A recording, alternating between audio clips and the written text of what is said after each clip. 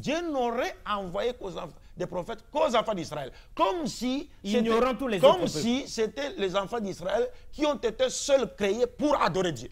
Alors que tous nous avons été créés pour adorer Dieu. Si tous nous avons été créés pour adorer Dieu, pourquoi Dieu enverrait-il des prophètes seulement aux enfants d'Israël?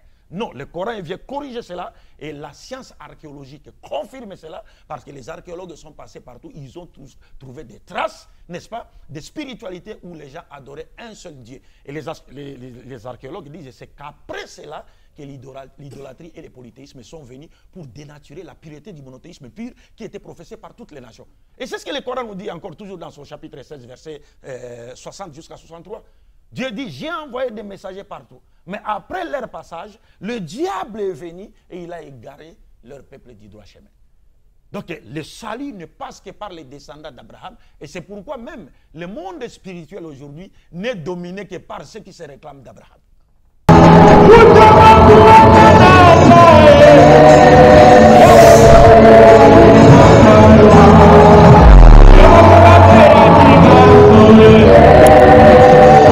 Merci, vous aimez trop cette émission Questions-Réponses. Le prophète Mohammed est le sauveur envoyé sur toute l'humanité. Les Rassouls, les messagers d'Allah. C'est la déclaration des musulmans. Et vous êtes sans ignorer, en lisant les Corans, il y a beaucoup de contradictions et de confusions, telles que le Coran nous présente Jésus-Christ étant celui qui a été envoyé uniquement aux enfants d'Israël. Jésus n'est pas fils de Dieu, Jésus n'est pas Dieu. Et il y a vraiment, Jésus-Christ n'est pas mort à la croix.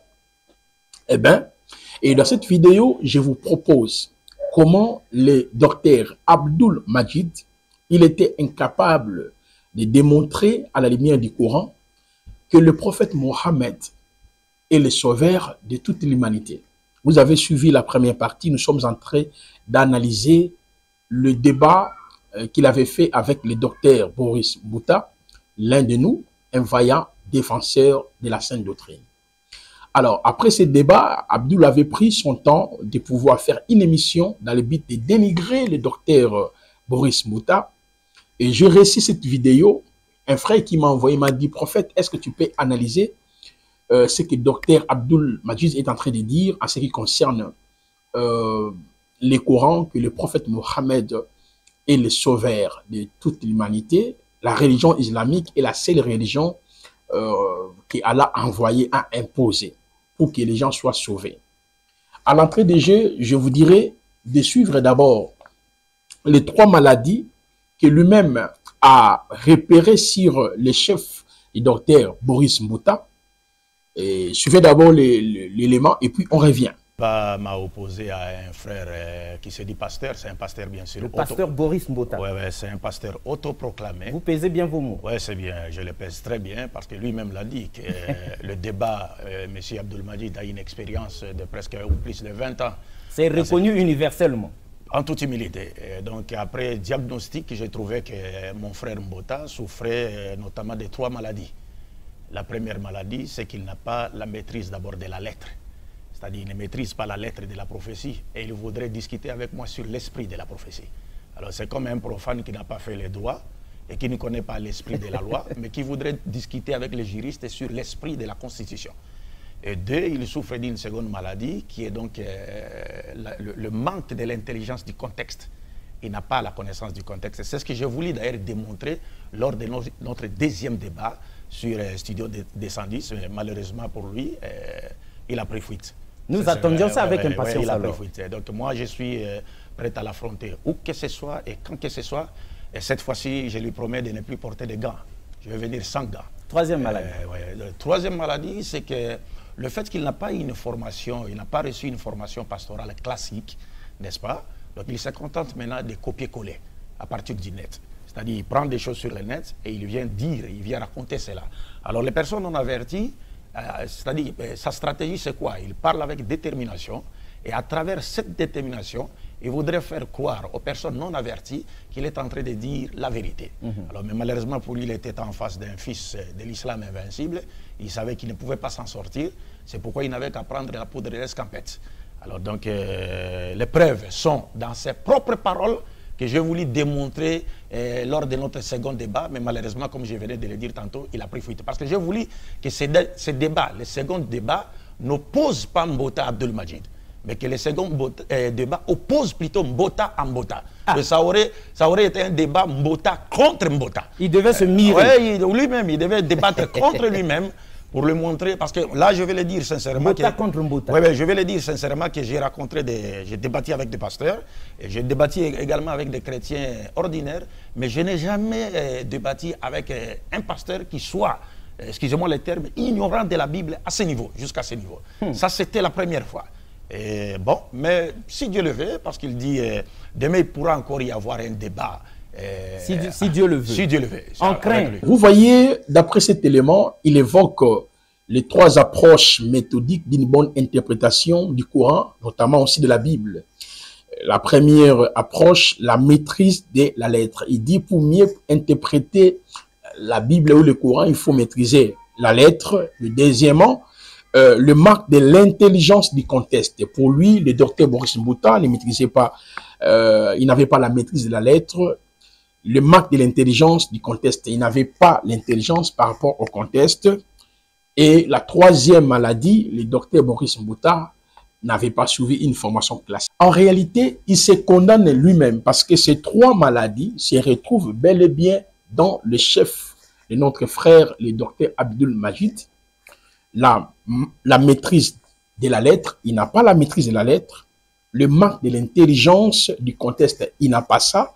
Et puis, il n'a pas suivi une formation classique. Parce que s'il avait la maîtrise de la lettre, il avait l'intelligence du contexte, il ne pouvait pas dire que le prophète Mohammed est le sauveur de toute l'humanité. Le sauveur est connu pour les coranistes. Dans la sourate 39, le verset 61, le sauveur est bel et bien connu. C'est celle Allah selon le Coran. Allah sauvera ceux qui ont été pillés en leur faisant gagner leur place au paradis. Nul mal ne les touchera, ils ne seront point affligés. D'après la sourate 39, le verset 61, Allah seul est le sauveur. Mais lui, comment il pouvait dire aux gens que le prophète Mohammed est le sauveur de toute l'humanité? Selon le Coran, Allah pour sauver, lorsque nous prenons la sourate 3, le verset 103, la sourate 3, le verset 103, nous montre la procédure d'être sauvé selon le Coran. Comment Allah fait? Allah envoie ses messagers pour pouvoir guider les gens. Lisons d'abord la sourate 3, le verset 103. Et cramponnez-vous tous ensemble au habitable d'Allah et ne soyez pas divisés. Rappelez-vous le bienfait d'Allah sur vous lorsque vous étiez ennemis, celui qui réconcilia vos cœurs, puis par son bienfait, vous êtes devenus frères, et lorsque vous étiez au bord d'un abîme de feu, celui qui vous en a sauvé, c'est lui qui vous en a sauvé. Comment Allah l'a fait? Ainsi, Allah vous montre ces signes afin que vous soyez bien guidés. Cette partie, c'est lui qui vous en a sauvé. Cela veut dire, on montre à la lumière de ces deux sourates, la sourate 39, le verset 61, et la sourate 3, le verset 103, Allah, c'est celle qui le sauvait. Mais comment Allah sauve? Suivez d'abord cet élément où Abdul Majid est en train d'expliquer que le prophète Mohammed est le sauveur de toute l'humanité. Mais vous allez rire en fait.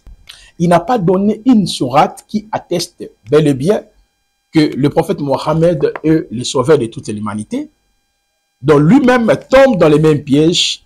Là, il n'a pas la maîtrise de la lettre, le manque de l'intelligence du contexte, parce que les textes coraniques sont explicitement clairs. Suivez d'abord cet élément et nous revenons après. L'humanité, Mohammed est le messager de Dieu envoyé à l'humanité tout entière, et que l'islam est la seule et unique religion que Dieu a destinée pour le salut de l'humanité tout entière. Cela, les gens ne l'ont pas compris. Il y a beaucoup de gens qui ne comprennent pas cela. L'islam n'est autre que cette religion qui a été prêchée par l'ensemble des messagers de Dieu. Dieu n'a pas envoyé plusieurs religions au monde. Si on peut parler en termes de variété, le Coran nous dit qu'il n'existe que deux religions. Celle de Dieu et celle de Satan. Celle de Dieu invite l'humanité à se soumettre à sa volonté, et celle de Satan détourne l'humanité de vouloir divin. Il n'y a pas une troisième religion. Est-ce que vous comprenez? C'est clair. Alors, cela étant, tous les messagers de Dieu, comme le prophète Mohammed l'a dit, il dit, nous, l'ensemble des prophètes de Dieu, nous sommes comme les enfants des mêmes pères, mais des mères différentes.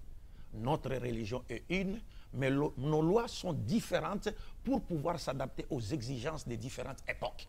Il n'y a pas de contradiction. C'est comme les lois des différents présidents qui ont, les systèmes de gouvernance des différents présidents qui ont dirigé le Congo jusqu'à l'époque de son excellence Denis Sassou Nguesso. Chacun d'eux avait son programme de gouvernance qui pouvait être différent de son prédécesseur ou de son successeur. Mais tous ces programmes de gouvernance ne poursuivaient qu'un seul objectif, c'est-à-dire, les juifs, les savants juifs, les savants musulmans et les savants chrétiens, pas les pasteurs autoproclamés comme Bota, les savants chrétiens, les savants juifs et musulmans sont tous unanimes pour dire que par cette promesse, toutes les familles de la terre seront bénies en toi. Ils disent, ici Dieu promet à Abraham de susciter de lui un messager à travers lequel toute l'humanité sera sauvée.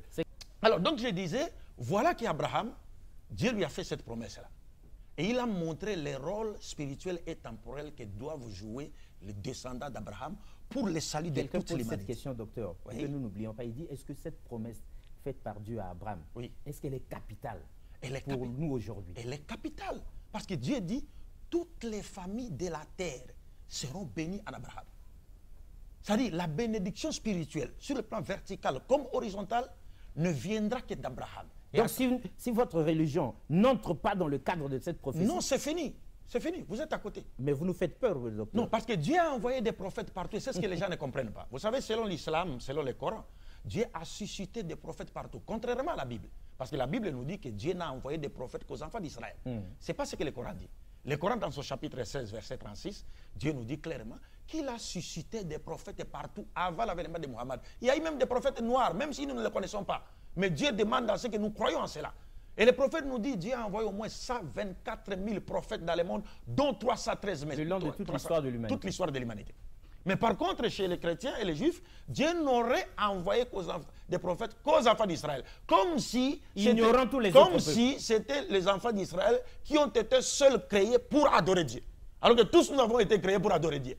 Si tous nous avons été créés pour adorer Dieu, pourquoi Dieu enverrait-il des prophètes seulement aux enfants d'Israël? Non, le Coran vient corriger cela et la science archéologique confirme cela parce que les archéologues sont passés partout, ils ont tous trouvé des traces, n'est-ce pas, de spiritualité où les gens adoraient un seul Dieu. Et les archéologues disent que c'est qu'après cela que l'idolâtrie et le polythéisme sont venus pour dénaturer la pureté du monothéisme pur qui était professé par toutes les nations. Et c'est ce que le Coran nous dit encore toujours dans son chapitre 16, verset 60 jusqu'à 63.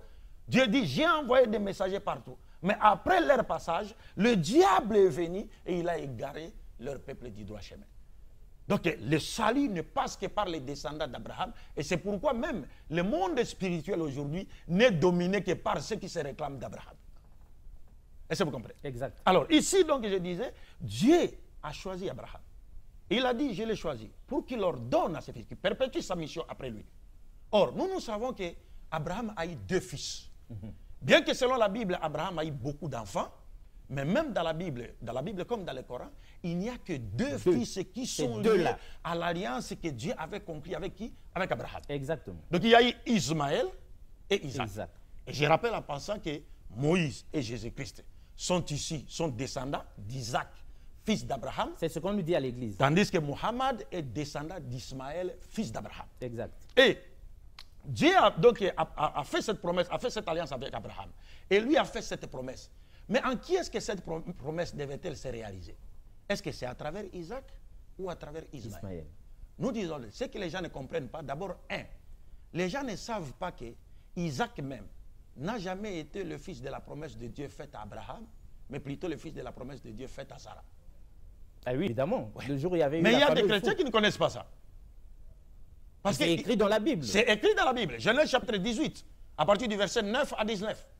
Donc on nous montre clairement que Dieu, à travers l'un des 3 anges qui ont rendu visite à Abraham sous forme humaine, a fait promesse à Sarah. Le jour où il y avait eu la soupe là. Il y avait la soupe là. Est-ce que vous comprenez? Et c'est pourquoi dans Genèse 21, 1 à 3, la Bible nous dit, l'Éternel se souvint de ce qu'il a promis à Sarah et l'Éternel réalisa pour Sarah ce qu'il lui avait dit. Ou dans Genèse 18, et Sarah conçut et donna un fils à Abraham à qui il donna le nom d'Isaac. Exactement. Et c'est pourquoi on a donné à Isaac le nom de Yitzhak en hébreu, qui veut dire rire. Parce que sa mère avait ri le jour où on lui avait annoncé la bonne nouvelle de la naissance d'Isaac. Mais Ismaël a porté le nom d'Ismaël, qui veut dire Dieu a exaucé ma prière, parce qu'Abraham voulait avoir un fils qui héritera son œuvre. Pas hériter les biens matériels, les prophètes n'en ont pas besoin. Donc, mais est-ce que c'est ça la signification exacte du nom d'Ismaël? Oui, c'est la signification du nom d'Ismaël. Ou bien c'est vous-même qui en jouez? Non, non, en hébreu, Yishmaël, ça vient du verbe Shamaël, ça veut dire Dieu. Yishmaël, c'est-à-dire Dieu a exaucé, écoutez ma prière. On vous écoute. Donc c'est un nom théophore qui est lié à un attribut de Dieu.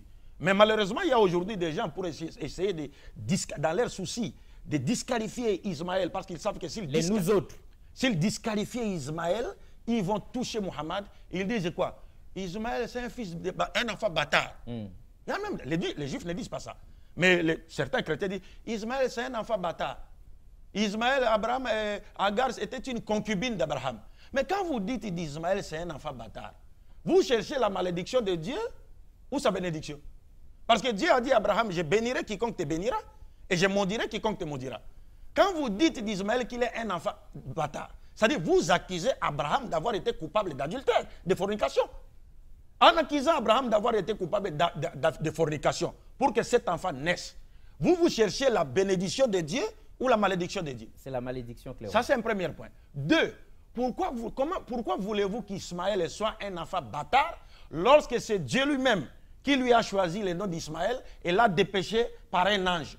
Est-ce que Dieu peut-il choisir un nom théophore lié à lui, à un enfant bâtard?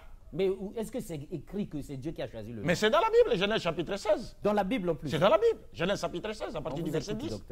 Est-ce que Dieu peut-il choisir un nom? Pendant ce temps, les hommes de Dieu fouillaient la Bible là parce que le docteur nous fait peur. Un nom théophore pour un enfant bâtard? Et quand vous dites d'Agar qu'elle était une concubine d'Abraham, parce que même dernièrement, j'ai entendu... On la rabaisse à ce point. J'ai entendu notre frère Mbota débattre avec un pasteur de l'église primitive, mais qui n'a pas été aussi à la hauteur par rapport aux questions, à la question liée à la polygamie. Il a dit, bon voilà, Abraham n'a eu qu'une seule femme. Jacob n'a eu qu'une seule femme. Rachel, toutes les autres n'étaient pas ses femmes. Mais quand vous dites ça, vous oubliez que Jésus est sorti de la descendance de Léa, pas de Rachel. Il est sorti de la descendance de Léa, qui est une femme que Jacob n'aimait pas au départ.